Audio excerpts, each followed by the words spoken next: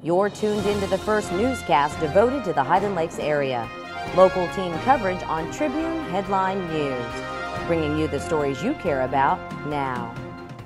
Hi everyone, I'm Connie Swinney. This is the Picayune TV on Northland Communications Channel 15. Here's a look at the stories we've been working on. It's one of the signs of the summer heat. Scorched earth along roadways and into the brush.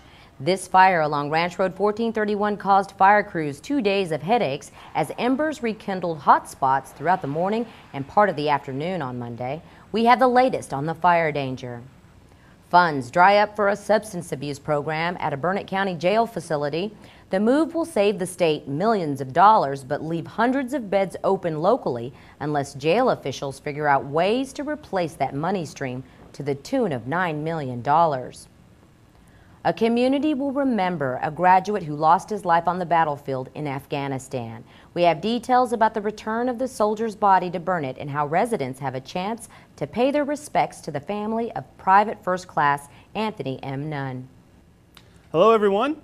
It looks like we'll get close to a high of 100 today, but it doesn't seem like we'll reach that mark this week. Here's your Highland Lakes forecast for Northland Channel 15 and the Picayune TV. Thanks, Jared. See you in a moment. Those stories and a local sportscast coming up. That segment will feature the first days of summer workouts for Marble Falls High School athletes and the launch of the 7-on-7 passing league for area schools. We're coming back after the break with your headlines. Stay with us.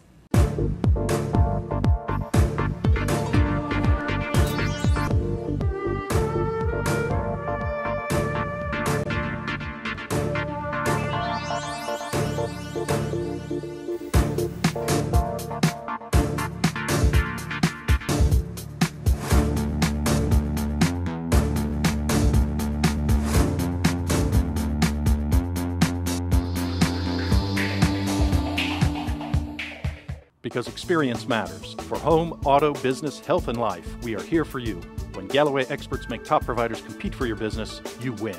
The Galloway Insurance Team since 1935. Burnet, Horseshoe Bay, and Marble Falls.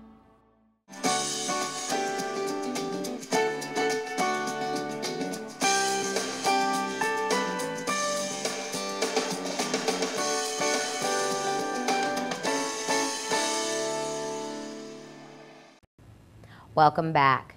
Hot, dry conditions fuel a flare-up from a brush fire that firefighters struggled to douse over the weekend.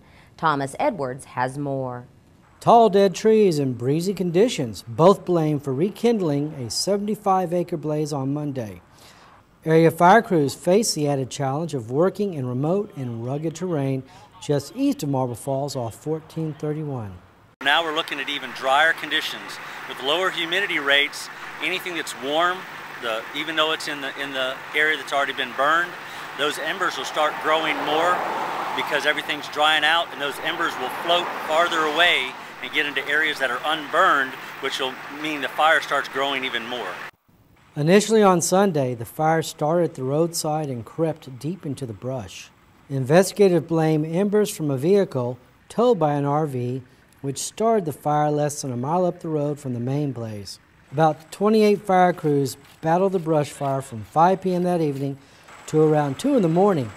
At one point, a nearby property owner used a bulldozer to create a barrier to help contain the blaze. One property that's owner over here, and we've actually kept it off of their property. It hasn't even gone up. It's on their property, I'm sorry, but it's not going up towards their house because we have it all contained within this area. We just don't want, with the winds changed from yesterday, we don't want it to come back and jump over here on Cimarron Ranch or go farther down to our south and southeast areas. Officials say crews caught a break due to lower than usual wind gusts, up to 10 miles per hour instead of 20 to 25 reported for the past week. Those kinds of winds fueled an even larger fire about 300 acres on May 29th on Summit Ridge Road just east of Burnet, prompting action from the air and ground. About 1,000 residents were evacuated before it was contained. Both city and volunteer crews continue to keep close watch on the dangers, but don't see any relief anytime soon. Those fuels, when they start drying out, they worry us because those are the ones that are heavy fuels, harder to put out. Grass like this will go quickly. We expect it to go quickly, and that's fine, but it's when it starts getting up into trees and then drifting across, that's when it becomes a problem for us. Reporting for the Picayune TV, I'm Thomas Edwards.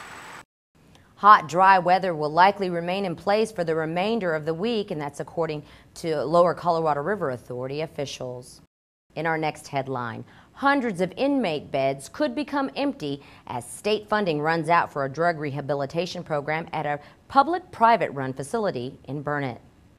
Burnet County Commissioners received word recently about the program folding at the new Burnet County Jail facility operated by the company called LaSalle Southwest Corrections. The 2-year-old facility has 578 beds. Approximately 400 of those beds were set aside for state inmates in the drug rehab system. The state contracted with the facility at a cost of about $9 million to run the program. The Texas Department of Criminal Justice reports the contract expires August 31st.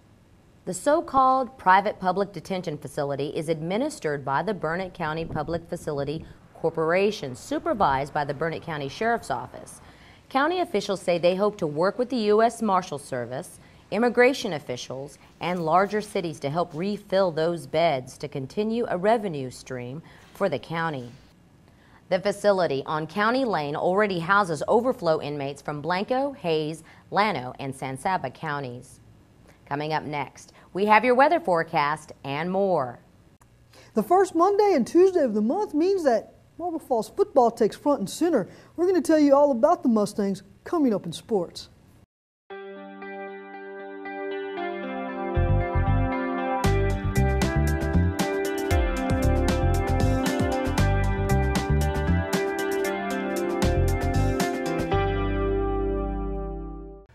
We are established. We are qualified. We are certified. We are knowledgeable. We are dependable. We are Ken's Heating and Air. Our people make the difference. Welcome back. Jared Fields joins us with a look at conditions for the next few days. Hello everyone. It looks like we'll get close to a high of 100 today, but it doesn't seem like we'll reach that mark this week. Here's your Highland Lakes forecast for Northland, Channel 15, and the Picayune TV. Tuesday we'll have mostly sunny skies and a hot day with a high near 98, winds between just 5 and 10 miles an hour. Into Tuesday night we've got partly cloudy skies with a low around 71, wind still between 5 and 10. Wednesday, mostly sunny skies again with a high near 96, south wind between 5 and 15, gusting up to 20. Wednesday night, mostly clear with a low around 72, winds between 10 and 20 with gusts as high as 25. And then Thursday, mostly sunny again, highs a little lower, this time around 94, south wind between 10 and 15 with gusts again as high as 20. We'll keep highs around the mid-90s as the week goes on, as well as those high winds. That's your Highland Lakes forecast from Northland 15 and the Picayune TV. I'm Jared Fields. Thanks, Jared, for that report. Jennifer Fierro joins us now with sports. First Monday of June, and that means that Marble Falls has started its strength and conditioning program. We had a chance to go out and check out what the Mustangs are doing. 27 football players were in the weight room along with 5 different coaches led by assistant coach Ryan Gentry. We did get a chance to talk to Coach Gentry about his thoughts on this particular program. Here's what he had to say. My biggest deal with the weight room is it builds self-confidence. It's not just a muscle builder and a strength builder, it's a self-confidence booster. And in any sport that they're going to be in, that's the key ingredient, is them being mentally tougher. And I think that's what we're trying to do it here. Now, the first Tuesday of the month means that the Hill Country 7-on-7 passing league will start. Now, remember, this league is made up of Marble Falls, Llano, Burnet, and Faith Academy. The Mustangs will probably be splitting up into 2 teams on the varsity level to start, and then bring in Faith Academy the last 2 weeks of the month of June.